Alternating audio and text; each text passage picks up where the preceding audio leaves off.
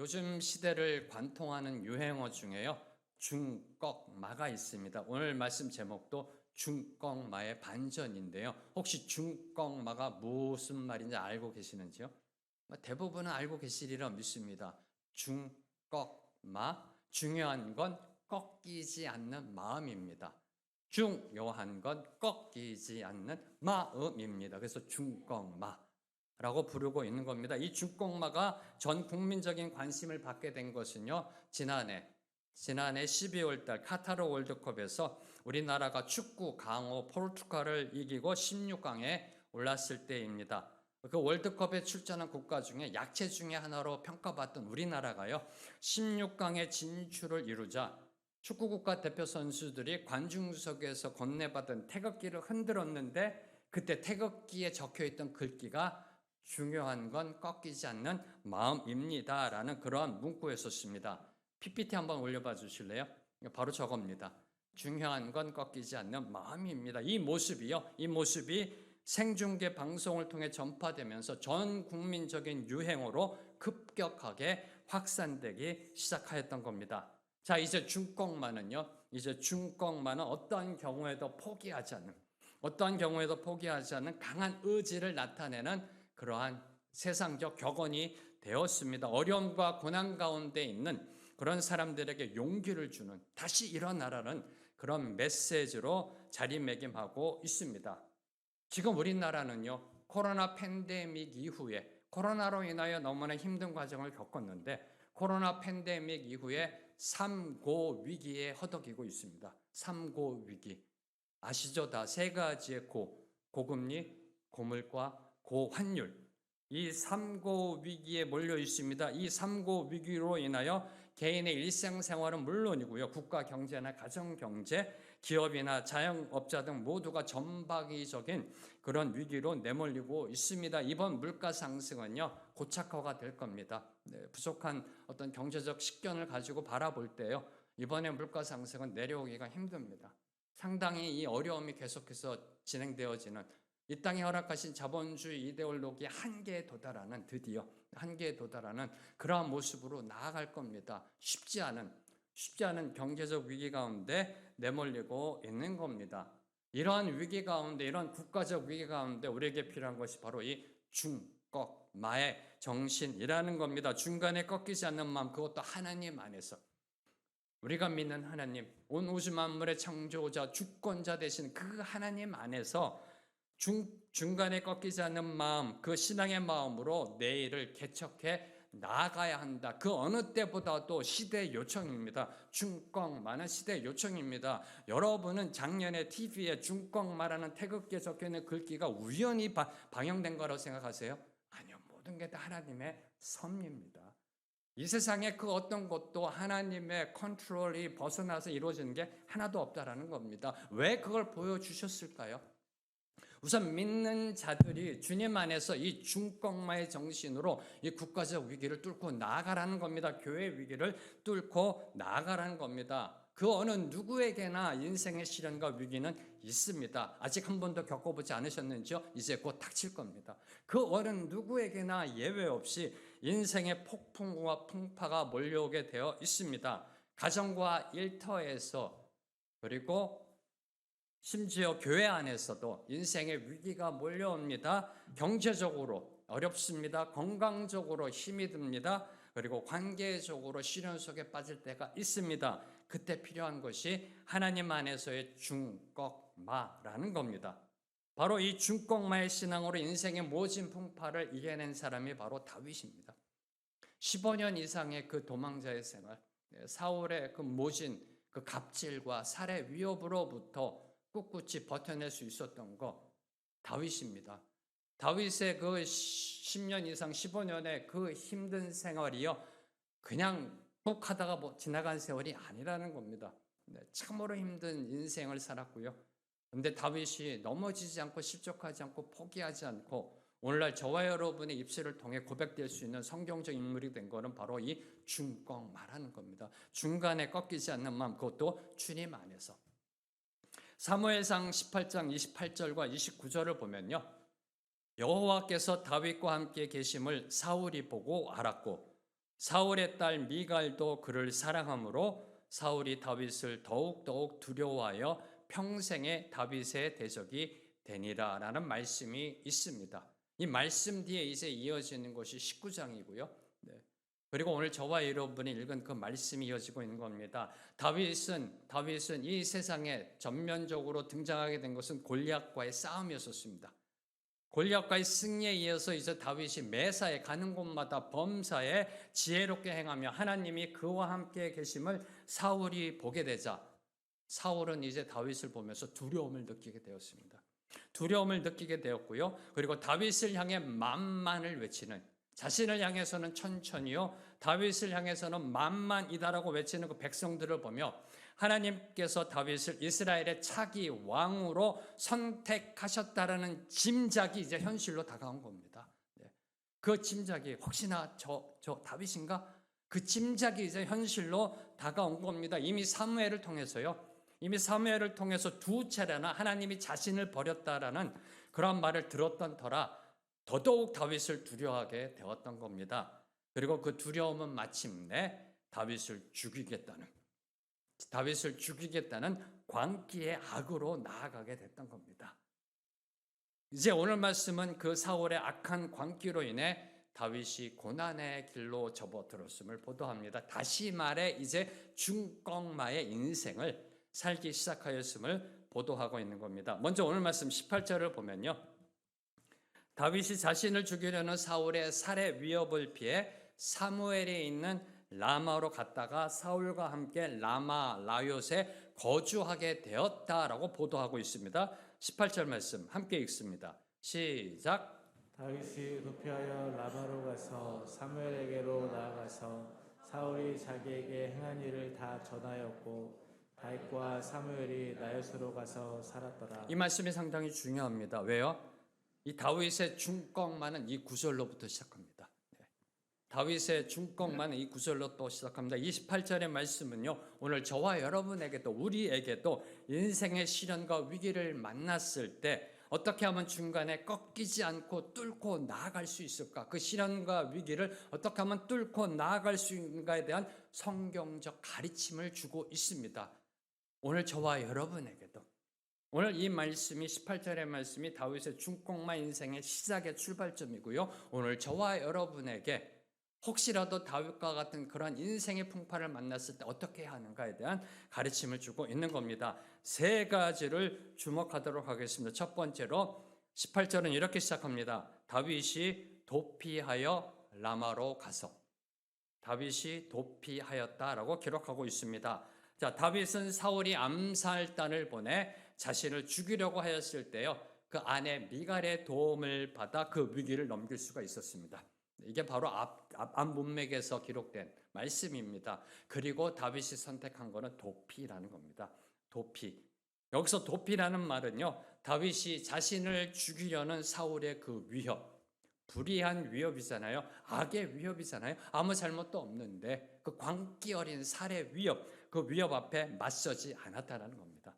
이 도피라는 단어가 주고 있는 것은 그 불의의 그 광기 앞에 맞서지 않았다라는 겁니다. 다윗은 일단 사울의 손에서 피함으로써 후일을 기약한 겁니다.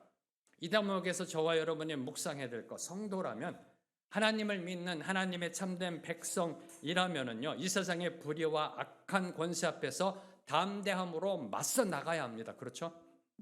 하나님의 성도라면 불의 앞에, 악한 세력 앞에, 권세 앞에 담대함으로 맞서 나가야 합니다. 두려워서 비굴하게 고개를 숙이면 안 됩니다. 비겁하게 도망가서도 안 된다는 겁니다. 그런데 오늘 말씀은 때로는 피하는 것이 도망가는 게 아닙니다. 피하는 것이 지혜로운 행동임을 오늘 말씀은 교훈하고 있는 겁니다. 우리는 자칫 억압과 핍박이 임할 때요, 무조건 참고 견디는 것이 좋은 것이라고 생각합니다. 신앙의 미덕이다. 장렬히 전사하자, 순교하자, 이렇게 나아갈 때가 있다라는 겁니다. 물론 핍박이 올 때 견디고 인내하는 것 성도로서의 기본 자세입니다. 핍박을 참고 견디다 보면 상황이 바뀔 수도 있습니다. 핍박을 주던 자들이 그 마음이 바뀔 수도 있습니다. 하나님의 섭리가 임할 수도 있습니다. 그런데 무조건 참고 견디는 것만이 신앙의 상책은 아니다라는 겁니다. 네.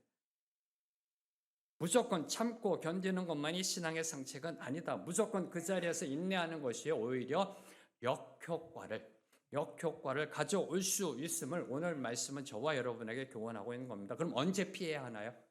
언제 피해야 하나요? 도저히 신앙생활을 영위할 수 없을 때, 도저히 신앙생활을 영위할 수 없을 때, 또는 생명의 위협을 느낄 정도로 위험할 때는 잠시 피하는 것도 지혜로운 처사라는 겁니다. 잠시 피하는 것도 인내의 한 과정입니다. 잠시 피하는 것도 인내의 한 과정입니다.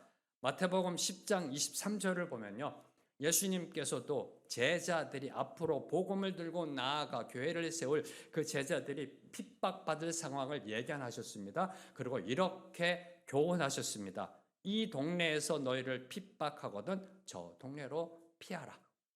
이 동네에서 너희를 핍박하거든 그곳에서 장렬하게 전사하라. 순교의 피를 쏟아 부어라 라고 말씀하지 아니하시고요, 너희를 핍박하거든 저 동네로 피하라라고 교훈하셨습니다. 그 어떤 상황 속에서도, 그 어떤 조건 속에서도 신앙 자체를 굽히거나 타협해서는 안 됩니다. 그러나 불필요한 충돌이나 위험은 피해야 한다는 겁니다.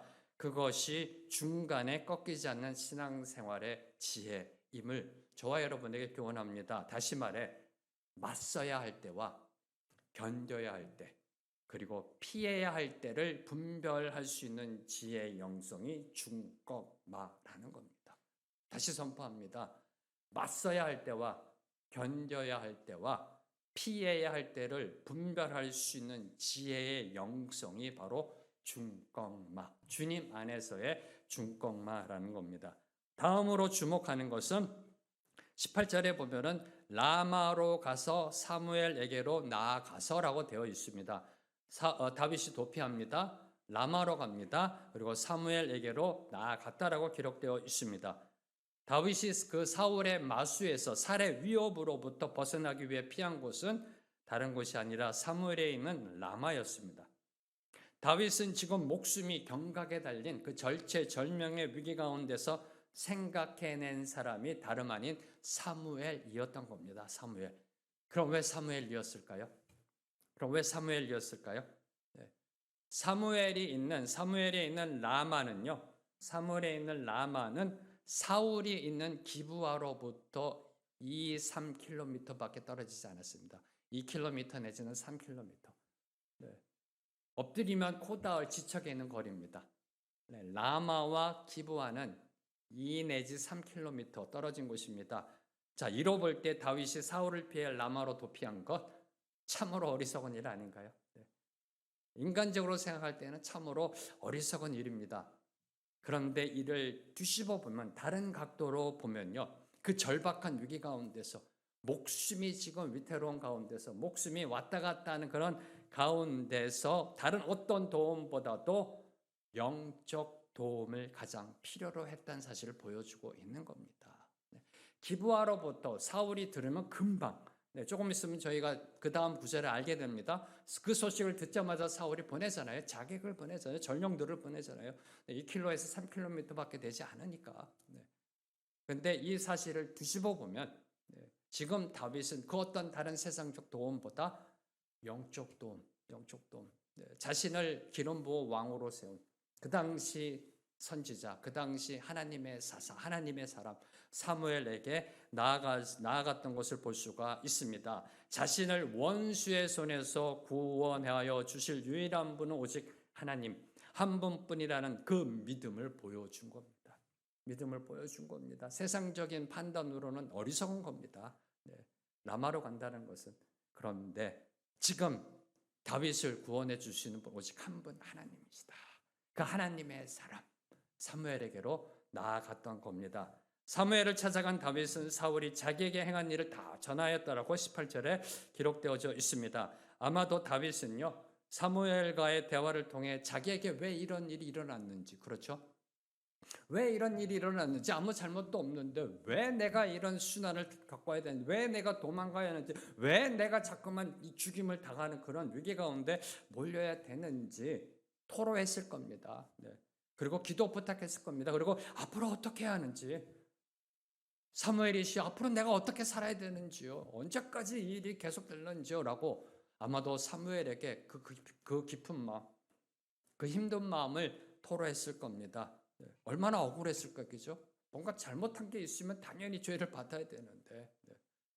그 마음을 토로하며 사무엘의 영적 조언을 얻었을 겁니다. 바로 이 부분을 저와 여러분이 주목해야 한다는 겁니다. 바로 이 부분.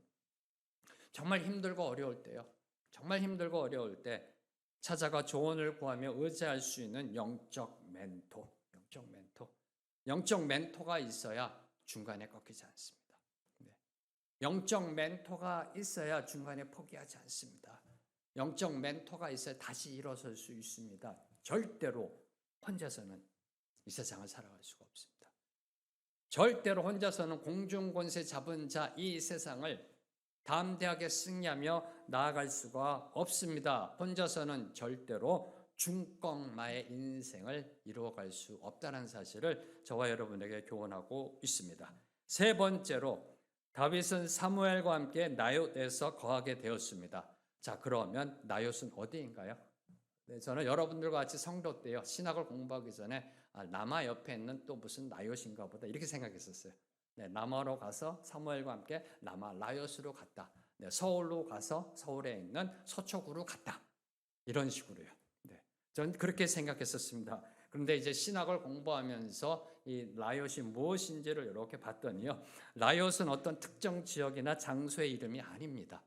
제가 이렇게 좀 자세히 설명하는 것은 꼭 기억하시라는 겁니다. 네, 이렇게 설명드렸는데도 나중에 저한테 목사님, 라요스는 어디 있어요?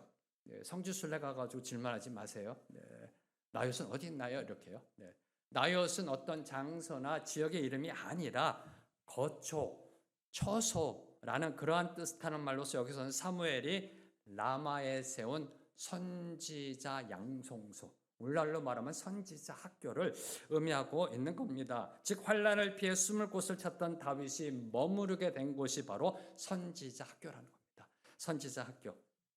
이 상황 속에서 하나님의 오묘하신 인도의 손길이 있었음을 느낄 수가 있습니다. 저는 이 부분을 묵상하면서요, 역시 우리 하나님이시다, 이게 느껴지더라고요. 네. 야, 정말 하나님 오묘하시다, 신묘막측하시다, 그게 느껴지더라고요. 네. 무슨 말이냐고요? 자, 다윗은 본래 양을 치던 목동이었었습니다. 목자입니다. 그리고 이제 하나님의 섭리에 의해서 용사가 되어 전쟁의 경험을 쌓았습니다. 그리고 더 나아가 사울 왕이 거하는 궁중에서도 생활하기도 하였습니다. 그리고 이제 선지 생도들이 하나님께 예배하고 교육을 받는 나요트에서 생활하게 된 것, 다시 말해 신학교에 들어가 신학 공부하게 된 겁니다. 하나님 참 기가 막히시다. 네. 이처럼 다윗이요, 들에서 왕궁으로, 왕궁에서 나요트로 옮기게 된 과정은요, 우연이 아니라는 겁니다. 이스라엘의 참된 왕으로 세우시기 위한 하나님께서 입체적으로 훈련시키시는 손길이었다라는 겁니다. 이 세상에서는 우연처럼 보입니다. 네, 여러분이 이 생명의 길 교회로 온 거 우연처럼 보일 수도 있습니다. 그러나 나중에 하늘나라 가서 보면은 하나님 이러셨구나. 네. 나요트로 간 거, 기부하, 사울이 있는 기부하에서 2km 내지 3km밖에 떨어지지 않은 바보 같은 선택, 도망가려면, 도피하려면 좀 멀리 가야죠. 제주도로 내려가야죠. 네. 근데 그 라마로 갔는데 가게 된 건 나요트. 참 기가 막힌 하나님의 인도하심이었다. 다윗을 입체적으로 훈련시키시는, 목동에서 용사에서 이제 왕으로 세우시기 전에 반드시 거쳐야 할 것, 말씀 공부시키시러 바로 나요트로 보냈던 겁니다. 다시 말해 하나님은 다윗을 목자와 같은 왕으로, 그래서 시편 23편과 같은 주옥 같은 그런 시편이 탄생한 거 아닐런지요? 목자와 같은 왕으로, 용맹한 장수로서 이스라엘의 대적들을 모두 물리치는 왕으로, 그리고 하나님의 뜻을 밝히 알고 예배하는 선지자와 같은 왕으로 준비시키시고 연단하신 것이다. 이를 통해 깨닫게 되는 것, 우리 믿는 자들에게, 저와 여러분에게 주어진 인생의 시련과 고난은 하나님의 가장된 축복이다라는 겁니다. Disguised blessing. 가장된 축복이라는 겁니다. 환난은, 고난은, 시련은, 어려움은, 고통은 우리 성도를 연단하시는 하나님의 역설적 축복이라는 겁니다. 저와 여러분을 정금같이 만드시는 훈련 과정이라는 겁니다. 그래서 저와 여러분, 우리 믿는 성도들은요, 그 어떤 인생의 풍파와 폭풍 가운데서도 중꺾마의 인생을 살아낼 수가 있는 겁니다. 우리가 살아내는 게 아니라 그분의 섭리로 우리를 훈련시키시고 정금같이 만들고 단련시키시는 그분의 섭리로 인해서 저와 여러분이 중꺾마의 삶을 살아낼 수가 있는 겁니다. 이 세 가지를 꼭 기억하십시오.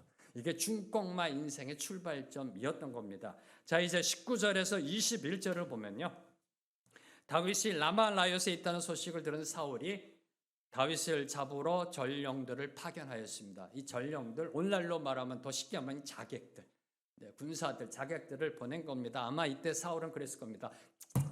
바보처럼 간 곳이 고기야? 아마 이렇게 생각했을 겁니다. 그래서 그 즉시 전령들을 파견합니다. 그런데 전령들 모두가 하나님의 영에 감동되어 예언함으로 다윗을 체포하는 일에 실패하였음이 19절에서 21절에 기록되어져 있습니다. 자, 먼저 19절을 보면요, 누군가가 다윗이 라마라요스에 있다고 사울 왕에게 고하였습니다. 정보가 들어갔습니다. 그러자 사울 왕은 다윗을 잡으려고 군사들을, 자객들을 3차례에 걸쳐 보냈습니다. 그리고 나중에는 자신이 직접 다윗을 잡으러 라마로 쫓아갔습니다. 여기서 깨닫게 되는 2가지의 정말 중요한 사실이 있습니다. 하나님 나라에 정말 중요한 그 영적 팩트가 있습니다. 첫째, 다윗이 라마의 사무엘에게로 찾아간 것은 올바른 결정이었습니다. 세상적인 도움을 구하러 간 것이 아니라 하나님의 사람 사무엘에게 나아가 영적 도움, 영적 멘토링 받은 거 올바른 결정이었습니다. 그런데 그 장소 자체는 영원한 도피처가 될 수 없었다는 겁니다. 그 장소는 영원한 도피처가 될 수 없었다는 겁니다. 물론 다윗은 하나님의 역사심으로 말미암아 그 라마라요스에서 사울의 손에서 벗어날 수 있었습니다. 그러나 분명한 것은 아무리 하나님의 사람 사무엘이 있는 곳이라 할지라도, 아무리 하나님의 사람 사무엘이라 하더라도 다윗을 온전히 완전히 보호할 수 없었습니다. 이 세상은요, 이 세상 그 어느 곳도요, 원수의 추격을 완전히 피할 곳은 없다라는 사실, 이 사실을 저와 여러분에게 교훈하고 있는 겁니다. 그러므로 우리가 깨달아야 할 2번째 사실, 피난처는 장소의 문제가 아니라는 겁니다. 피난처, 한자로 얘기하면 처가 장소처잖아요. 피난처는 장소의 문제가 아니라 하나님께 대한 신앙의 문제라는 겁니다. 피난처는 장소의 문제가 아니라 하나님을 향한 우리의 믿음, 우리의 신앙에 대한 문제임을 교훈하고 있는 겁니다. 저는 이 부분을 묵상하다가요, 장소가 문제가 아니다, 장소 자체가 우리에게 영원한 피난처를 제공할 수 없다는 사실을 묵상하는 가운데 갑자기 생각난 것이 폼페이입니다. 폼페이 아시는지요? 모르시면은 언제 한번 저희 교회가 이탈리아를 한번 가야 되겠는데요. 이 폼페이 시는요, 서기 79년 8월 24일, 역사적인 자료가 이미 밝혀졌기 때문에 서기 79년 8월 24일 베수비오 화산 폭발로 인하여 이 세상에서 사라졌습니다. 화산 폭발로 인하여 완전히 땅에 묻혔습니다. 오랜 세월 땅속에 묻혀있던 폼페이가 이 세상에 다시 그 모습을 드러낸 것은 1592년이라고 합니다. 무려 1500년 동안 땅속에 묻혀 있었습니다. 그 묻혀 있는 지역에 운하를 건설하는 과정 속에 바로 그 폼페이의 모습이 발견되어졌다고 합니다. 그 후 본격적인 발굴 작업을 통해 수많은 시체와 당시의 생활상이 드러났습니다. 그 중에서 흥미로운 것, 저도 그 폼페이를 방문했을 때요, 그 가이드 분으로부터 들었을 때, 그리고 거기에 있는 자료들을 보면서 저도 한 가지 참 특이하다고 생각했던 거, 흥미로웠던 것은 시체가 발견된 장소가 천차만별이었다는 겁니다. 그 화산재로 인해서 굳어져 있는 그 시체들, 발견된 곳이 천차만별이었다는 점입니다. 자, 몇 구의 시체는요, 깊은 지하실 속에, 아주 깊은 지하실 속에서 발견되었습니다. 아마도 그들은 그곳으로 피하면 안전하리라고 생각했을지도 모릅니다. 또 몇몇은요, 건물의 가장 높은 방에서 발견되었습니다. 이들도 역시 높은 곳에 올라가면 죽음을 피할 수 있다라고 생각했을 것입니다. 그런데 쾌락과 부귀 영화를 누렸던 폼페이시의 거주민들은요, 안전한 곳을 찾아 헤매다 결국 화산재에 묻히고 말았던 겁니다. 다윗은요, 라마 라요스를 피난처로 삼았습니다. 그러나 정작 그를 살린 것은 그 장소가 아니라 항상 그에게 피난처가 되어주시는 하나님이셨습니다. 다시 선포합니다. 다윗은 라마 라요스를 피난처로 삼았습니다. 그렇지, 여기지. 신학교. 하나님의 말씀이 있는 곳, 선지자교, 이곳일 거야. 여기는 하나님의 역사가 강하게 임할 거야. 성령께서 이것을 지켜주실 거야. 성령의 불기둥이 나를 막아주실 거야. 아니요, 그 장소가 아니었다는 겁니다. 그 장소가 아니었다는 겁니다. 장소가 아니라 항상 그에게 피난처가 되어주시는 하나님이셨다는 겁니다. 하나님을 향한 믿음, 그 믿음이 저와 여러분의 영혼의 피난처요, 영원한 안식처가 된다는 사실을 보여주고 있는 겁니다. 하나님 안에 거할 때, 그분 안에 거할 때 중껑마의 능력과 평강을 온전히 누릴 수가 있습니다. 이를 몸소 체험한 다윗, 이를 몸소 체험한 다윗은 이렇게 고백합니다. 시편 18편 2절 말씀 함께 선포합니다. 시작. 여호와는 나의 반석이시요 나의 요새시요 나를 건지시는 이시요 나의 하나님이시요 내가 그 안에 피할 바이시요 나의 방패시요 나의 구원의 뿌리시요 나의 산성이시로다. 여호와는 나의 반석이시요 나의 산성이시요 나의 피할 바위시요 나의 요새이시요 나의 뿌리시요 나의 구원이시요 나를 구원하실 분 오직 하나님 한 분뿐이십니다. 이걸 체험한 겁니다. 체험한 겁니다. 뭘 통해서요? 고난과 시련을 통해서. 그 시련과 고난을 겪어가는 과정 속에 이걸 고백한 겁니다. 라마 라요시 아닙니다. 라마 라요시 아닙니다. 내가 피할 바위는 바로 하나님 당신뿐이십니다라는 이 고백을 할 수밖에 없는 몸소 체험한 다윗의 고백입니다. 이를 사도 바울의 고백으로 바꾸어 말하면 이렇게 선포되는 겁니다. 누가 우리를 그리스도의 사랑에서 끊으리요? 이 고백입니다. 다윗의 시편 18편의 고백은요, 사도 바울의 누가 우리를 하나님의 사랑에서 끊으리요? 누가 끊으리요? 환난이나 곤고나 박해나 기근이나 적신이나 위험이나 칼이랴 그 어떤 것도 끊을 수 없다. 누가 저와 여러분을 향한 하나님의 사랑에서 끊을 수 있겠습니까? 경제적 돈이요? 물질이요? 암이요? 질병이요? 여러분이 믿는 사람으로부터 배신당하며? 아니요, 그 어떤 것도 우리를 향한 하나님의 사랑으로부터 끊을 수가 없습니다. 이 모든 일에 우리를 사랑하신 이로 말미암아 우리가 넉넉히 이기느니라. 이게 중꺾마입니다. 중간에 꺾이지 않는 이 마음으로 나아가는 승리. 다시 한번 선포합니다. 사랑하는 성도 여러분, 저와 여러분이 거해야 할 곳은 라마 라요시 아닙니다. 세상적인 권력 있는 것도 아닙니다.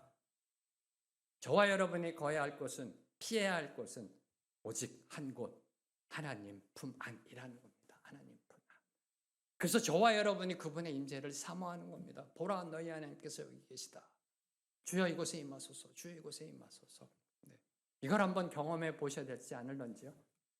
체험해 보셔야 되지 않을런지요? 그래야 시편 18편 2절의 말씀, 그래야 로마서 8장 35절에서 37절 말씀이 느껴지지 않을까요? 언제까지 그냥 입술로만의 고백으로 나아가실런지, 언제까지 그냥 다윗이 체험했던 거, 사도 바울이 체험했던 거 그냥 그거 보면서 잠깐 은혜 받는 게 아니라 나도 체험했다. 그렇다, 맞다. 하나님이 그분만이 나의 피할 바위이시고 산성이시고 요새이시다. 이런 고백이 나오는 저와 여러분의 인생이 되기를 선포합니다. 혹시 지금 여러분의 인생 가운데 시련이 닥쳐왔는지요? 경제적인 문제로 너무 힘드세요? 혹시 육신적 질병 가운데 힘든 가운데 있으세요? 할렐루야를 외치세요. 시편 18편의 2절을 이제 깨달을 수 있는 저로의 찬스니까. 평상시에는 시편 18편의 2절이 절대 안 나옵니다. 절대 안 나온다니까요. 네.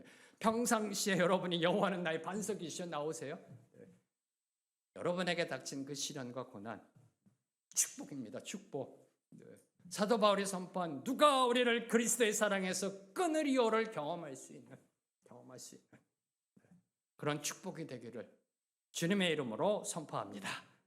하나님께서 다윗을 붙들고 계신데요. 하나님께서 다윗을 붙들고 계신데 그 누가 무엇을 어떻게 할 수 있을런지요. 하나님께서 저와 여러분을 붙들고 계신데 그 누가 무엇을 어떻게 할 수 있을런지요. 바로 이를 보여주는 것이 오늘 말씀 20절 이하입니다. 먼저 20절에서 21절을 보면요. 20절과 21절 함께 읽겠습니다. 시작. 사울이 다윗을 잡으러 전령들을 보냈더니 그들이 선지자 무리가 예언하는 것과 사무엘이 그들의 수령으로 선 것을 볼 때 하나님의 영이 사울의 전령들에게 임하매 그들도 예언을 한지라. 그것을 사울에게 알림해 사울이 다른 전령들을 보냈더니 그들도 예언을 했으므로 사울이 세 번째 다시 전령들을 보냈더니 그들도 예언을 한지라. 사울이 다윗을 잡으려고 세 차례나 보낸 전령들, 자객들, 군사들 모두에게 하나님의 영이 임하였습니다. 그리고 그들이 예언을 하였다라고 기록하고 있습니다. 자, 이런 성경 기록 중에서요, 하나님의 영이 가장 신비스럽고 특이하게 개입한 사건 중에 하나입니다. 특히 이 전령들이 예언하였다는 것은요, 그들의 정신과 그들의 몸이 하나님의 영에 의하여 완전히 통제되고 있음을, 그들이 예언하였다는 것은 그들의 정신, 그들의 영, 그들의 혼, 그들의 몸, 모든 것이 하나님의 영에 의하여 컨트롤 당하고 있음을 보여주고 있는 겁니다. 이 상황 속에서 저와 여러분이 놓치지 말아야 할 것, 주목해야 할 것은 이처럼 하나님의 영이 그 전령들에게, 그들에게 임한 것은 그들에게 은혜를 주시기 위한 것이 아니었다라는 겁니다. 하나님의 영이 임했습니다. 성령이 임했습니다. 은혜를 주기 위함이 아니었다는 겁니다. 자, 이는 사울의 악한 암살 시도로부터 다윗을 구하시려는 하나님의 즉각적이고도 강력한 역사였다는 겁니다. 그들의 악한 목적. 왜 왔어요? 나말라요새 다윗을 죽이려고, 다윗을 잡으려고 그 악한 목적을 망각하게 함으로써 다윗을 보호하시려는 하나님의 섭리였습니다. 저는 이 부분을 묵상하면 혼자 막 웃었습니다. 누가 봤으면 미쳤다고 그랬을 거예요. 한번 생각해 보세요. 전령들이 왔고 두 번째 전령들이 왔는데 먼저 간 전령들이 저기서 손 들고 할렐루야 하면서 찬양을 하고 있어요. 안 웃긴가 봐요. 저는 막 웃겼는데 두 번째 전령들이 왔는데 앞에 간 저 A 상병 뭐 B 중위 뭐 C 소위가 다 손 들고 할렐루야 찬양하고 있어요. 근데 조금 있다 자기들도 막 찬양해. 세 번째 온 전령 똑같이요. 보면서 서로 쳐다보면서 얼마나 웃었을까. 얼마나 웃었을까. 기가 막힌 상황 아니에요? 자객을 보냈는데 딱 쓰고요. 검은 두 권 쓰고 TV나 영화 보면 그렇잖아요. 시커멓게 쫙 입고 칼 딱 뽑고 무섭게 생겼잖아요. 슉 왔는데 갑자기 다 벗어버리고 이 상황을 하나님께서 만들어 내신 거예요. 그래서 사람이 감당할 시험 밖에는 너희가 당한 것이 없나니라고 성경을 선포하고 있는 겁니다. 그래서 시험 당할 즈음에 또한 피할 길을 내사 너희로 능히 감당하게 하시느니라고 고린도전서 10장 13절로 오늘도 소리 높여 선포하고 있는 겁니다.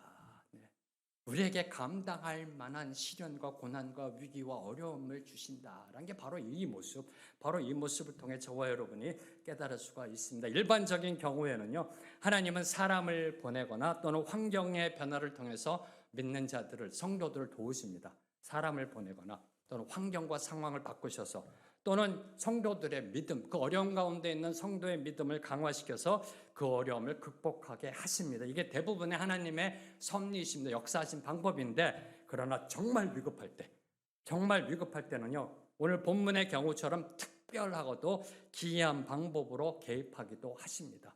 그런데 이 하나님의 특별하고도 기이한 방법은 여기서 멈추지 않았다는 겁니다. 여기서 멈추지 않습니다.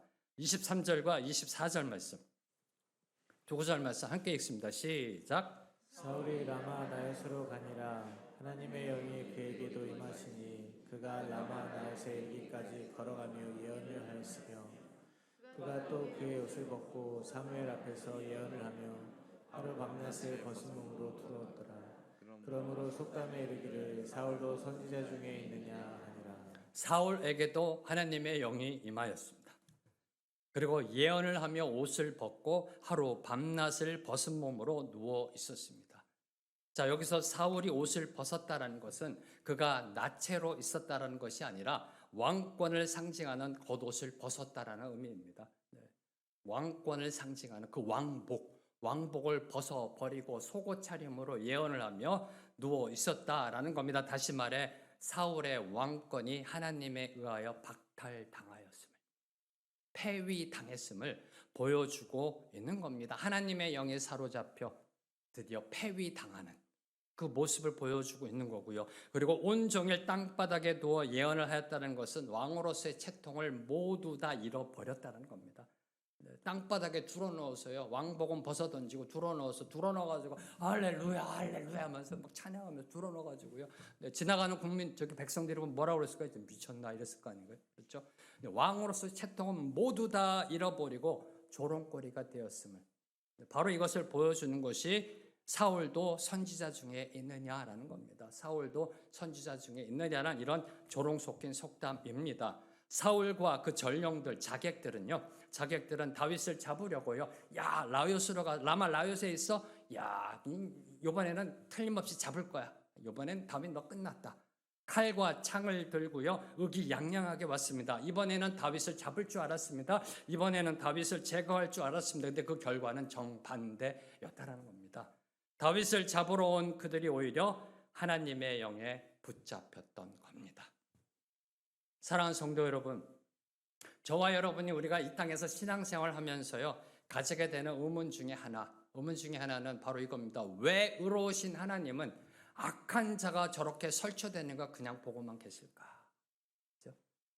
왜 의로우신 하나님은 악한 자가 저렇게 형통하게 잘 나가는 것을 그냥 두고만 계실까? 그리고 왜 하나님의 백성들이 이런 환난을 겪게 그냥 내버려 두시는 것일까? 하나님을 믿는 백성들이 왜 저 고생길도 들어가게 그냥 내버려 두시는 것일까라는 질문입니다. 이에 대해 오늘 말씀이 답합니다. 성도의 인생은, 우리 믿는 자들의 인생은 하나님에 의해 쓰여지는 역전 드라마다.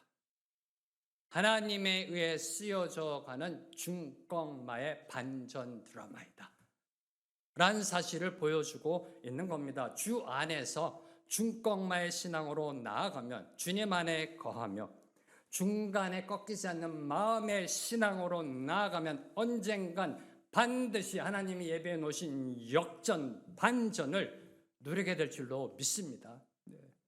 이걸 누려봐야 되지 않을까요? 이 반전과 역전을 경험할 때 이 짜릿한 감동, 하나님이 함께 하신 이 감동, 그 감동을 누려야 시편 18편 2절 그 고백이 바로 저와 여러분의 고백이 될 줄로 믿습니다. 이제 오늘 말씀 붙잡고 함께 찬양하며 나아갑니다. 그래서 오늘 말씀을 묵상하는 가운데 떠오르는 찬양이요, 이제 역전되리라는 그런 찬양이었습니다.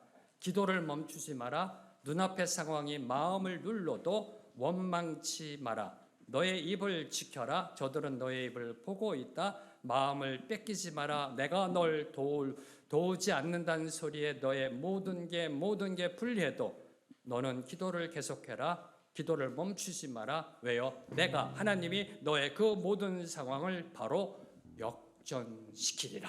함께 찬양하시겠습니다.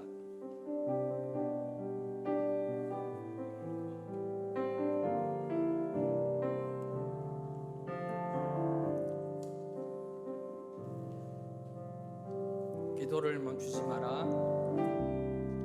기도를 멈추지 마라. 눈앞의 상황이 어떤 상황 속에서도요, 어떤 그 억울한 상황 속에서도, 그 힘든 상황 속에서도 내 입을 지켜 하나님을 찬양합니다. 하나님을 경배합니다. 세상은 우리를 보고 있습니다. 어떤 상황 가운데도 우리의 믿음을 지키십시오. 세상 것에 마음 깨지 말고요, 세상 것 의지하지 말고요, 하나님께로 나아가십시오. 받는다는 소리에 모든 것이 불리해 보여도 너의 모든 게 나아갈 길이 보이지 않아도 불리해 어떻게 할지 모를 때 주님을 붙잡고 주님 안으로 들어갑니다. 계속해라 너 기도를 멈추지 마라 내가 너의 그 모든 상황을 바로 역전시키리니 멈추지 마라. 너 기도를 멈추지 마라 내가 잠시도 내가 잠시도 쉬지 않고 지켜보고 있으니 모든 걸 지켜보고 믿으시는지요? 바로 역전되리라. 역전되리라 한 번 더 고백합니다. 기도를 멈추지 마라.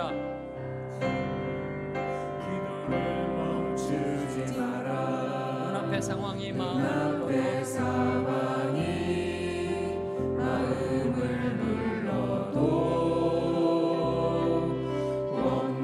원망치 마라 너의 입을 지켜라 저들은 너의 입을 보고 있다 마음을 뺏기지 마라.